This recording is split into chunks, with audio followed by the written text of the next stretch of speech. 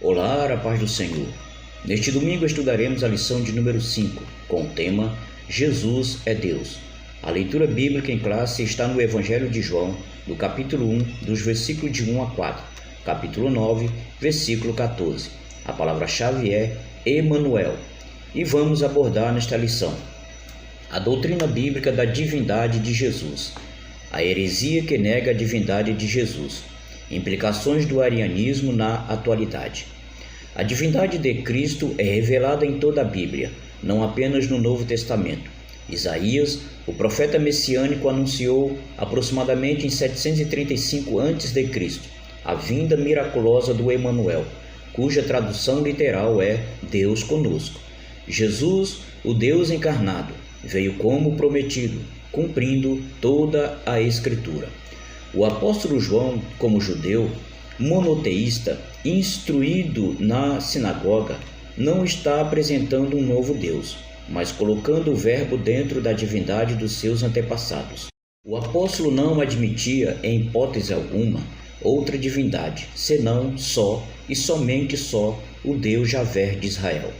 Por isso, no prólogo do seu evangelho, ele descreve o Verbo com os atributos da deidade, aqueles que mais se destacam no seu relato do começo ao fim. Jesus é Deus. O Novo Testamento é direto quanto à natureza divina de Jesus. E o Verbo era Deus, ao que Tomé lhe respondeu: Senhor, meu Deus meu. Mesmo existindo na forma de Deus, não considerou o ser igual a Deus, algo que deveria ser retido a qualquer custo. Para conhecimento do mistério de Deus, que é Cristo, e a manifestação da glória do nosso grande Deus e Salvador Jesus Cristo. Aos que conosco obtiveram fé igualmente preciosa na justiça do nosso Deus e Salvador Jesus Cristo. E nós estamos naquele que é o verdadeiro, em seu Filho, Jesus Cristo. Este é o verdadeiro Deus e a vida eterna. A Bíblia demonstra claramente a natureza divina de Jesus Cristo, bem como seus atributos. Os atributos são perfeições próprias da essência de Deus.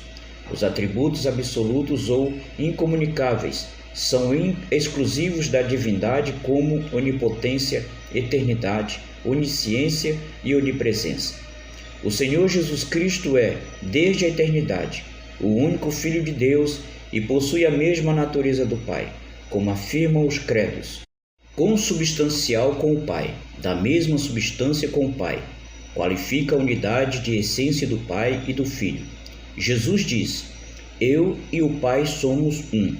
Ele é a segunda pessoa da Trindade e que foi enviado pelo Pai ao mundo. Ensinamos que o Filho se fez carne, possuindo agora duas naturezas, a divina e a humana, sendo verdadeiro Deus e verdadeiro homem. Acreditamos em sua concepção sem pecado no ventre da Virgem Maria. Negamos que tenha sido criado ou passado a existir somente depois que foi gerado por obra do Espírito Santo. Confessamos que o Filho é autoexistente e eterno, que voluntariamente se sujeita ao Pai, que em obediência ao plano do Pai, morreu e ressuscitou para que o mundo fosse salvo.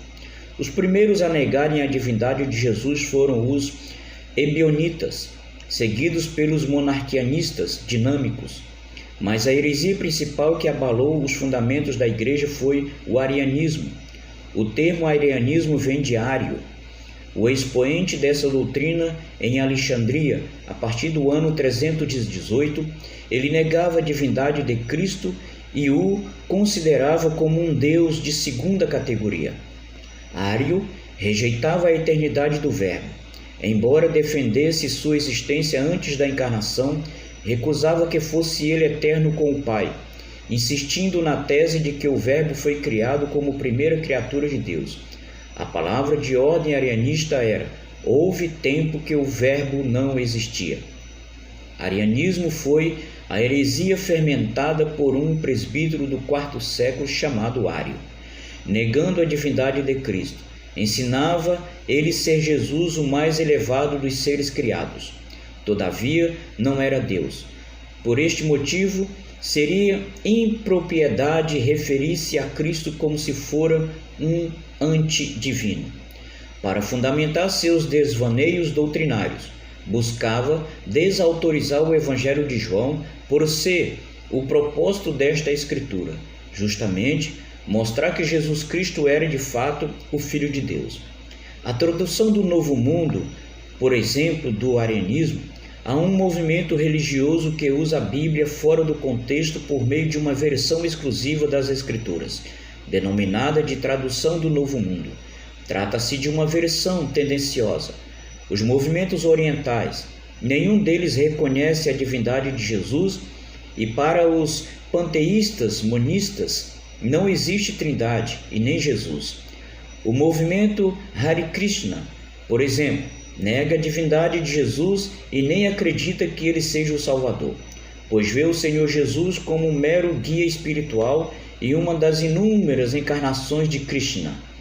Outros grupos que negam o Jesus do Alcorão é um mero mensageiro, não é reconhecido como Deus, nem como Filho de Deus, nem como Salvador, e nem morreu e nem ressuscitou. Diante do exposto, a conclusão bíblica é que somente Deus pode salvar, somente Ele é o Salvador.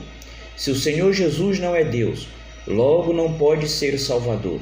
Então, negar a divindade de Jesus é negar a salvação. Deus abençoe a todos, em nome do Senhor Jesus. Amém.